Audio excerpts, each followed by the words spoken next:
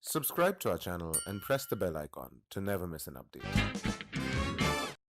तेरे भाई ने मचाया है वो आगे भी मचाएगा, सपना है ये उसका ऐसा एक दिन आएगा जब ये पूरा देश उसकी पीठ थपथपाएगा। लाइफ नहीं थी आसान पर हिम्मत नहीं हारी मैंने, दर्द सारे और सारी मुश्किल हेडों झेली है सारी मैंने। एमबीए के कोर्स में मुझे खून का करना पानी है, कुछ बड़ा मचाने की तेरे भाई ने जो अब ये ठानी है।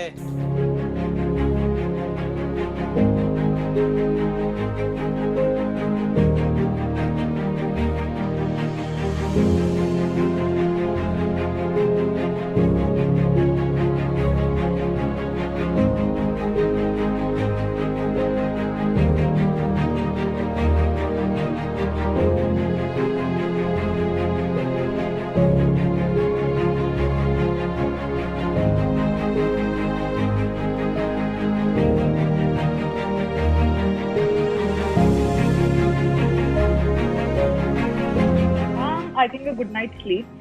Please don't study one day prior to CAT. It just doesn't make sense because it's not a chemistry paper. Like it's not a 10th or 12th standard chemistry paper that you have formulas that you could revise. I mean, like just before your CAT, make sure all your documents are in order. Fine if you want to revise some quant formulas, go ahead. Let's say you thought that like few questions were tricky, like here and there, and you would want to see, okay, like let's say something based on an XYZ theorem. Go ahead, revise that. For every section, you also need to devise what strategy you'll be using to attempt the question. There are various methods that people follow for quant. Some say that you must go through all the questions first. I followed a different approach. I tried to do questions in which I was sure that I can do, whether it was lengthy or it was a short question. But in case I was getting stuck in a question, I moved on to the next question, which is very important. You have to realize it at the right time that you are getting stuck in the question and it's of no use to waste more time. I realized that I had a better grip on passages, so I aimed at attempting all passages. Of course, not having a mental block of not attempting verbal ability, but my strength were passages, so I did that in the exam first. That is how I prepared. The main thing which helps you when this sort of thing happens is to know that if you are at a decent level with your preparation and you are surprised by the level of difficulty that the paper is asking you to compete with, then everybody else in your competition will also have to face the same thing. And that's the thing that helped me most. So I don't want to sound like I'm boasting, but I usually complete the VRC section inside 30 to 35 minutes mostly. And this section in the CAT took me about 45 minutes to complete. So as soon as I did that, I was very happy because I knew if I am taking 45 minutes to complete this section, then other people are going to have a hell of a time. And it turned out that way. Luckily, I had a nice kind of hell of a time and that worked out in my favor.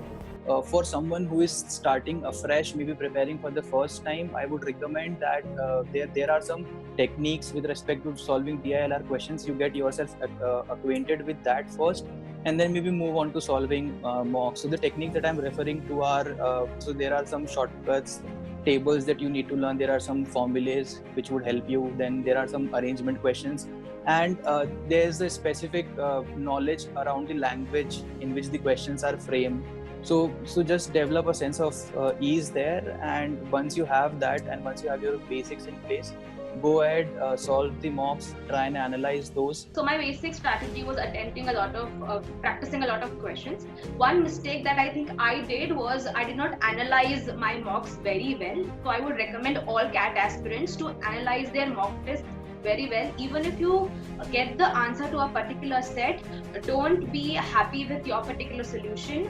Try to find out if there are solutions that take a little less time than what you have taken to attempt that question. Try to see whether the questions you are attempting are the ones that you should be attempting. When you're starting out to cover your syllabus, you should only be attempting those questions. And ideally, if you can only attempt 12 questions, it's fine if you're done attempting even in 30 minutes and then you sit around trying something or the other with the other 30 minutes. As you proceed along your curve of syllabus coverage, you will find that you are able to at least touch more questions, and then the real scare of judgment comes in because you don't want to waste more time on one single question. It's very important to be pragmatic and not get emotional about these questions because you need to leave one. If it's very tough, it's all right. You can solve the other 30, 33 and get the same marks. And that is vital in the quant section. So use the 3-4 parameters I mentioned, which are the percentage accuracy, the percentage attempt, how much time you took versus the average time that everybody else took. So my advice to many of the aspirants is that if you are comfortable yourself with a degree from not an ABC, so just go ahead with it. Eventually it all depends and it all boils down to how much effort you put in the organization. There's some maybe difference with respect to from where you start, but that is minimal, and in the long run it all gets averaged out. So I would suggest that for people to be able to get better at it, you should be able to read tough stuff, tough English, very dense language, and make sense of it. There's one school of thought that says that read whatever you can lay your hands on to be good at VRC. I don't think that's true, because like your prep sort of gets dispersed if you read everything you can lay your hands on. I like more focused, more specific approaches to everything. Like if there's a problem at hand, I'd focus only on that. I don't care about what else is going on. Only advice that I can give is consistency is the key. Like I have seen many of my friends who started preparing, like if 100 people start preparing in January or February, it is just the 50 or 40 who are left by the end who actually prepare with the same sincerity by the end with which they started. So it is very important to be in the race by the end. And one very important piece of advice is give your CAT exam with a very, very calm mind. I literally switched off my cell phone 2 days before CAT exam because I was freaking out. I switched it off. I disconnected myself to everyone, and I slept 11 hours before my CAT exam. I wasn't expecting to sleep at all, but because I disconnected myself with everything, even all the best that you receive before your exam is very much terrifying at that point of time. So I disconnected myself with everything. I slept to the fullest.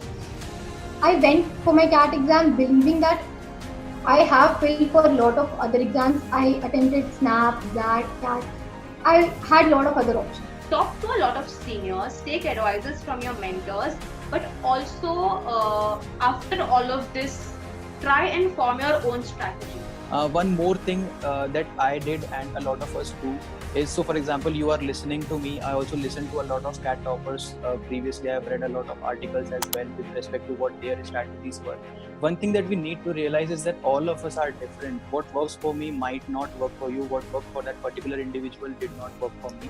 But then eventually, like with respect to the overall wholesome preparation strategy, try and figure out what works best for you. I don't think that one can afford to be very selective when they're choosing schools, because like with like average ACADS or like even above average ACADS, I don't think A or B will even give somebody a call. So I think one can pick the target schools and then work towards it and like not worry too much about what is happening. Like I'm a big fan of Rajesh Balasubramaniam from 2IIM. He said that like one can only work and at the end of the day let the cards fall where they may. So I'm like a big believer in that. I think people stress out a lot. It's not really the end of the world.